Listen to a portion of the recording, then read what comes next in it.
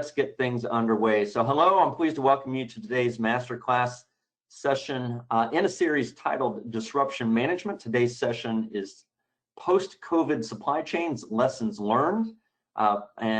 Please allow me to introduce myself. I'm Tom Goldsby, Professor of Supply Chain Management and the Haslam Chair of Logistics at the Haslam College of Business at the University of Tennessee in beautiful Knoxville, Tennessee.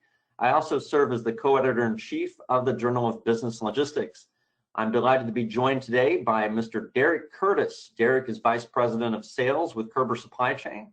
He has over 15 years experience as a supply chain sales professional with domain expertise in the project management battlefield. I like that description. It is something of a battlefield out there.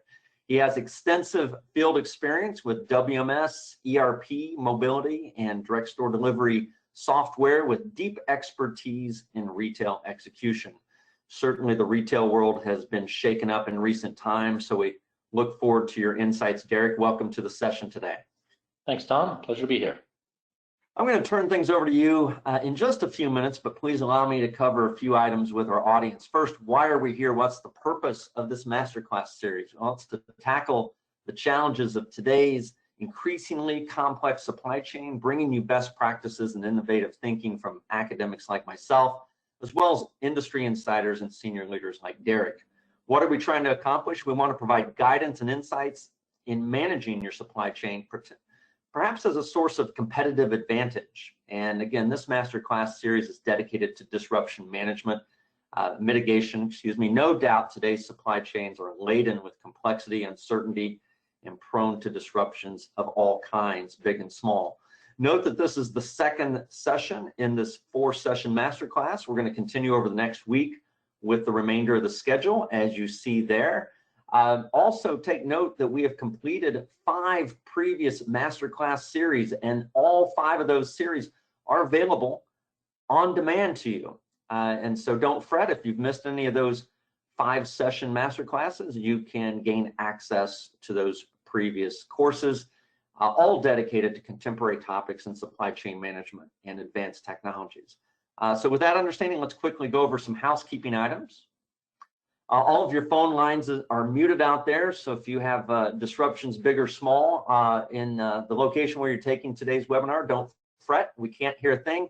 However, we do want to hear from you in the form of questions. Again, just go to the GoToWebinar menu and click on the Questions tab and submit your question. I'll be monitoring the question board. Also, in the GoToWebinar menu, we have today's handout, which is titled Holistic Supply Chain, an End-to-End Provider is Essential. Again, a complimentary report made available to you by your friends at Körber Supply Chain. Let's take a look at today's poll question. Like I said, I hinted at the fact that the results were pretty interesting. Again, the question was, how has COVID impacted your business? And the most common responses were those 2 that Derek anticipated. 30% of respondents said same products, new markets, and equally 30% of you said new products, same markets. Now, very subtle difference there, but not subtle at all in terms of what it means to fulfill either new products, new markets, what have you. 10% of you said new products and new markets. 10% of you said no change at all, which is fascinating in its own right. And then the remaining 20% said complete change in strategy. So no time for evolution, it's a time for revolution. Hey, Derek, just to bring you into the results here, again, I give you some credit because you thought that second and third, those 2 options might be the most common, and that's what we're seeing. I think today's the day I'm going to go buy the lottery ticket then, right, Tom? That's a good move. Could be the one. Could be the day. Now, I give you a lot of credit because I was really uncertain as to what we would see here, and I think that you'll have an opportunity to expand a little bit further on what we're seeing when you get into your comments. But first, let me offer a little bit of level set, and I'm going to present a couple of 3 slides here that have an awful lot of data. I must admit, I'm making reference to a very recent report issued by McKinsey & Company. And those consultants at McKinsey, they conduct a year on an annual basis, they conduct an analysis looking at a variety of topics. This particular one looks at business digitalization, and what you see there are in the bar charts the data from the 3 geographic regions around the globe that they captured data from, as well as in the leftmost set of bar graphs, a cumulative global set of data. And you can see that they've gone back to June 2017, and the most recent data point then is July 2020. And the bar graphs illustrate the respondents' share of customer interactions that were digital in each of the 4 time frames. What you'll notice is that in the years 2017 and 2018, the numbers were in the 18 to 25% range, with global averages of 20% in each of those 2 years.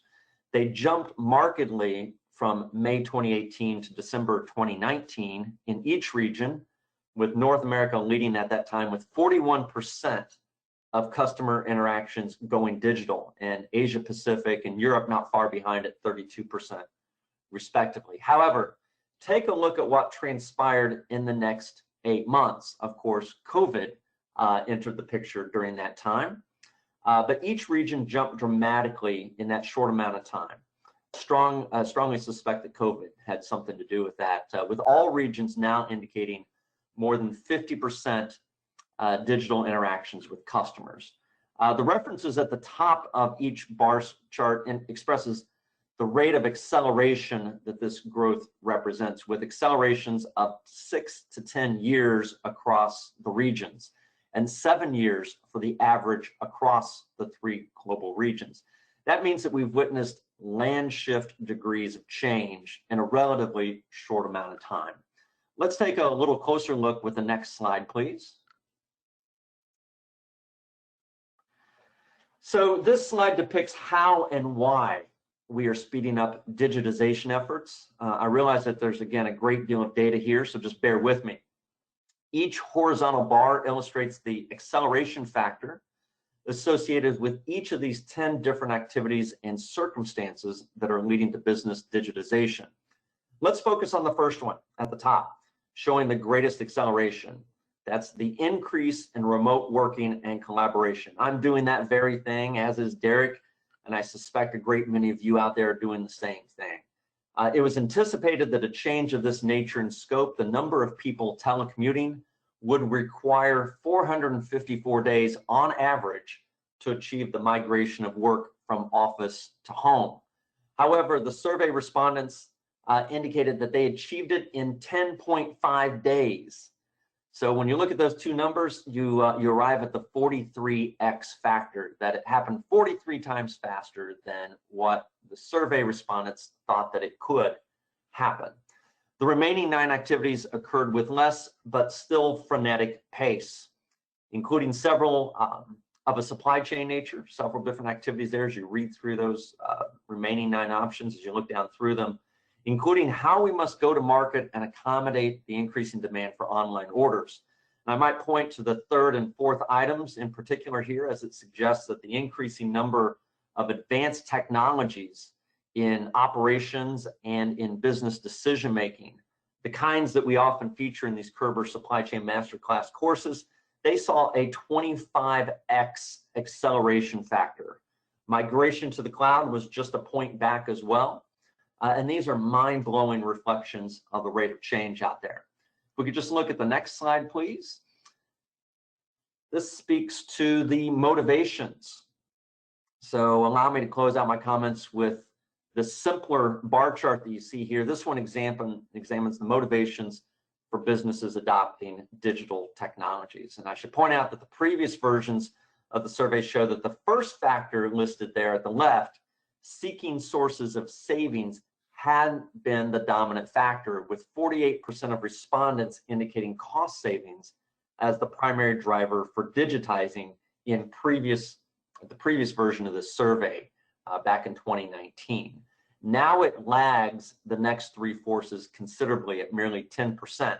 Instead, we see the pursuit of competitive advantage at 38%, and keeping up with competitors, 30%, dominating, with some 19% of respondents indicating that they intend to refocus the entire business around digital technologies, a sign of revolution, not mere evolution of their technology adoption practices. Kind of along the lines of what we saw with those 20% of our poll respondents who said that they're experiencing a complete change in strategy. So Derek, I've thrown a lot of data and charts out there, but you're in the practice of not just witnessing change, but implementing it. So what do you see out there, and what lessons can we take from the current experience? Well, thanks. I guess one of the things I should preface this as I'm looking at some of the attendees here, I said, I've created a content list on here and some examples and content on here that are largely US based. So if I throw a couple brand name examples out there, I'll ask for a little forgiveness as we get to sometimes get a little bit of a focusing in on our own little world. But yeah, the real life, if we want to go to the next slide with this, the real life example was pretty visible, and you've probably seen it on the news. Like the toilet paper example is one that certainly hit home in the US. Not only is it the first time that I've ever actually been able to use the phrase bullwhip effect in my life, but it is an interesting thing to see what happened. You know, the impact of that extreme fear and that panic buying has driven a lot of changes into the supply chain. So not only digitization and handling this, but what was the real world? What did we get? And we got, you know, while we're used to seeing the shelf on the right, we got the shelf on the left a lot of times. And there were real immediate changes to that. And while the bullwhip effect, that like sudden panic buy, that surge in demand has certainly impacted paper products, and that was more of a kind of a Q2 thing, I guess, from a calendar perspective. If you go into the next slide, you know, there's also real changes, and Tracy going through with this one, there are some real changes to supply and demand. And I think, my personal opinion is that a lot of those changes, you know, you hear the phrase new normal thrown around a lot. And the new normal, I believe, has adjusted demand for certain products and certain scenarios, such as, you know, hand sanitizer or cleansing wipes or antibacterial products to address the COVID reality of what we're in. And I do think some of these things are going to be permanent. They might not be permanent to the extreme. You know, that whole bullwhip thing that's come and gone. You know, world's adjusted, supply chains adjusted, supply adjusted to meet with that demand. But the new requirements on these things, and I don't know where everyone is geographically centered, but right now, you know, there are still rationing supplies for certain hand sanitizer products in my parts of the world in Atlanta, Georgia. So I do think that their real world expectations and the real world impact is most definitely changing the world for these companies and how they hand that. Tracy, if you want to go to the next slide, we want to talk about some outcomes here. You know, we've called this lessons learned, and we talk about outcomes, and I'd love to say, hey, COVID's over. Yeah, it's not. Depending on where your political allegiances lie, apparently November 3rd is going to be the day that COVID starts or ends, or wherever it is in the US. But that joke aside, you know, there were some real outcomes of this, and there were definitely winners and losers in this scenario with what they were.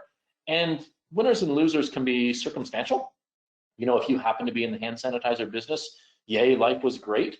But did you capture the actual opportunity that was there? So yes, I made hand sanitizer, and yes, there was a huge surge in demand, but was my supply chain able to handle that demand? Was I able to secure my fair share, or as some of my colleagues love to refer to it as more than my fair share of that opportunity? Or did you miss out on that? And while, you know, there's certainly examples of that circumstantial winning and losing, I would prefer not to say flip a coin, I was in this industry and yes, I've won or I've lost. Correspondingly, I think the winners and losers were those that were able to handle it and secure more than their fair share, or adjust and actually secure business and maintain ongoing operations and thrive in this environment that was certainly challenging for a lot of the world here. So if we want to go to the next one, there's actually the next slide here. You know, I call this the tale of two cousins. And again, here's our American perspective on this. These are two very big, large brands, well known throughout the United States. Full disclosure, they are not cousins. They're not related in any way, shape, or form, but they are both coffee distribution operations. Farmer Brothers, a large public company. Peet's Coffee, part of the JBL family with Dr. Pepper and Keurig and others. So certainly large companies with the resources to plan and large companies with the resources to make adjustments to that plan if they needed to. Both companies offer or use an operating model with several hundred fleet members or mobile vehicles throughout nationwide distribution, but very different in their approach. Farmer Brothers, I like to refer to that as the brand that you've probably drank 1,000 times and never known about it. Farmer Brothers is, if they were distributing beer, you would call it on-premise sales. Very focused in on restaurants, institutional sales, where you're going to go and drink the coffee, if you're a coffee drinker, go and drink that coffee and never know. Versus Peet's is much more retail, so you see them. They have large retail outlets. They have a huge presence within grocery stores. So both delivering coffee, both delivering it two very different ways. And from the winners and losers perspective, if I was just to say circumstantial, very obviously Farmer Brothers would be the quote unquote loser, whereas Peet's would be the quote unquote winner. And if that was all this was, well then I probably wouldn't be doing a master class about this, but I'd say, hey, look, Peet's was good and Farmer Brothers was bad. Yay for that. Obviously, that's not what we're here to talk about. What they did and how they handle it, I think you would designate both operations as winners. Farmer Brothers certainly had a much steeper hill to climb and adjust on what they did, but they both exhibited great, in my opinion, great illustrations of adaptability and how they were able to handle the situation, able to change their business model. And in that poll, they would be, in some cases, same products, new customers, in other places, new products. So Peet's went through this and surge on production. You're dealing with a food and beverage, and going through the past 8 to 9 months, you look at that, well, food and beverage must all be great, surge in demand, but how do you handle that demand? In the case of Peet's, they've handled that demand through scaling up production, going through larger package sizes when you see them, and capturing that demand where people wanted their Peet's coffee, and maybe wanted to buy a 5-pound bag of ground coffee instead of a 1-pound bag of ground coffee because they didn't want to go to the grocery store as often. So recognizing that, being adaptable, and having the capacity and the reaction to handle that, I think made Peet's a winner. On the other side, Farmer Brothers, dealing with restaurants. Well, if you'd been to a restaurant in April, May, June, well, you probably weren't because you just couldn't go there in the United States. Those restaurants were closed. So what did Farmer Brothers have to do? They had to find a new home for their products. They weren't going to go and make widgets out there. They make coffee. So their ability to recognize the challenges and react to those, they were still a B2B business, but they've added a B2C component to their operations. They adjusted their production and going from large scale. So now, that 5-pound to 1-pound bag of coffee beans like Peet's in Farmer Brothers, and I don't know their package sizes off by heart here, but let's say they went from, say, 20 and 50 and 75-pound bags that were going to restaurants and being consumed at a large volume. Now they had to fit a more B2C component of their business and now provide that smaller packaging, 1-pound, 2-pound, 3-pound bags of different products. So they added technology that was, an element, it was in place and an element had to change. They recognized the threat to what their existing business was, and they pivoted to find a venue that would be physically and technologically feasible for them.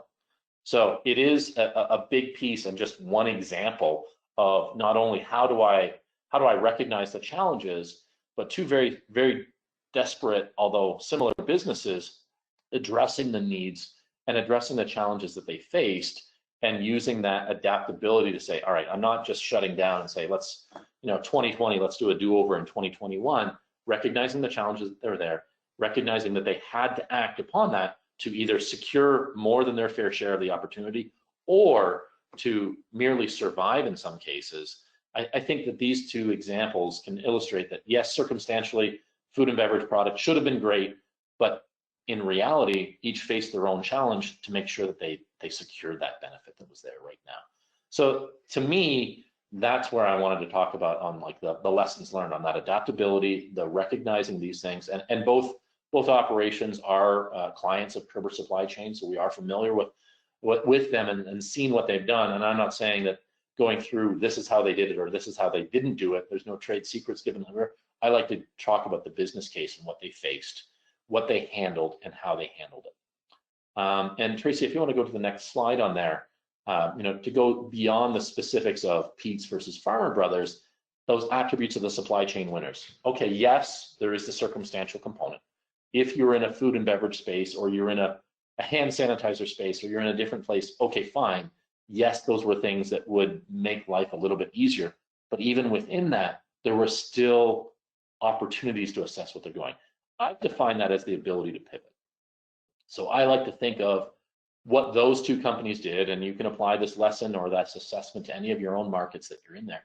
The ability to pivot and A, recognize the need for the pivot, B, react to the need for the pivot, and then deploy, whether that is a technological change, whether that's a procedural change, or as some people said in the poll earlier this morning, same products, new customers, new products, same customers, recognizing what they're doing. I think in the food and beverage space, my area of expertise, really what also came through is, I describe it here as the ability not only to do what they do, but where and how they do it. In the grocery space, specifically within the United States, there was a lot of demand on those suppliers to get people out of the stores. Various grocery chains have handled this, and I think they've done a great job, and kudos to them.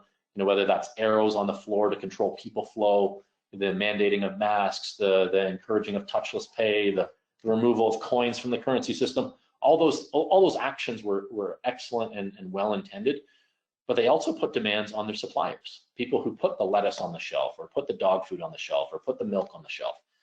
Historically, that has been done with a lot of merchandising time, a lot of people, just raw people of what are required to do that, and putting those people in the trade, in the store to handle that. And these companies, in order to facilitate what they were doing, really had to change that.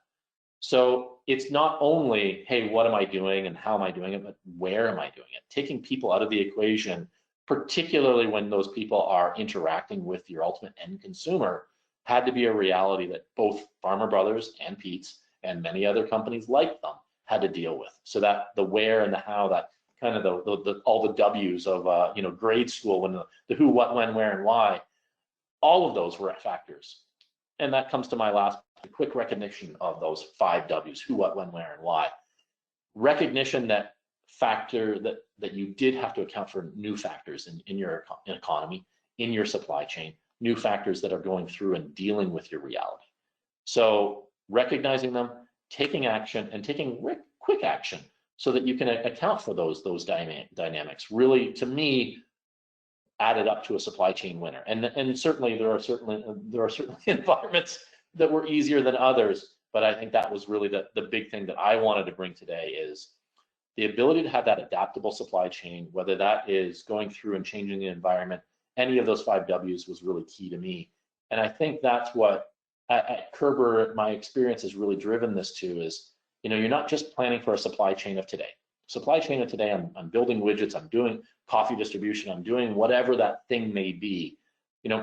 If COVID has taught me anything, and hopefully taught all of us anything, is that building a solution, whether it's technology, procedural, operational, otherwise, building a solution that only addresses the needs of today is really a dangerous proposition. You have to be able to recognize these factors are going to change. Change is inevitable, it's constant, and we really have to embrace it and have an environment that you're looking for these situations to trigger those change factors and make the decisions according to that. So those were the big points that I really want to think, and what I thought supply chain winners and losers, that feast and famine approach was. The opposite side on the inability to change, the inability to recognize, or the inaction frequently led to, we've become familiar with terms like furloughs and business realignments, and going through and doing that. And I think that's really indicative. This past 8 months has really taught us a lot, that you have to recognize these things and be able to act. So Tom, those were the key points I wanted to get out of this, and the case study kind of content that I want to go through.